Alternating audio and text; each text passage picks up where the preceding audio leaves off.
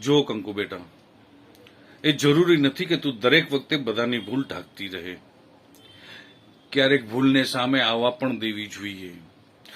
તું અહીંયા આ ઘરમાં છે એનો તું ઉપકાર તરીકે જુએ છે, પણ હકીકત એ છે કે તારા બાપે જીવ આપીને માત્ર મારી નહીં, આ ઘરના 6 જણ ઉપર ઉપકાર કર્યો છે.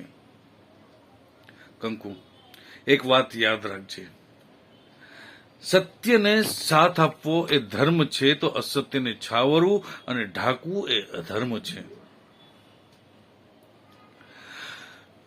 ચારુલતા, અત્યારે જે રીતે જ્યોતિ વહુએ આખી વાત ઉડાડી દીધી અને કંકુએ કોઈ વિરોધ કર્યો નહીં, એ જ દેખાડે છે કે કંકુને સાચા પડવા કરતા સૌને સાથે રાખવામાં વધારે રસ છે.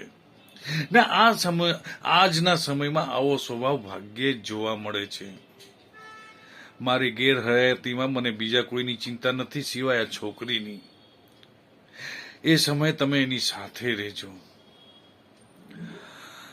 જીવનમાં કોણ તમારી સામે છે એના કરતા વધારે મહત્વનું છે કોણ તમારી સાથે છે.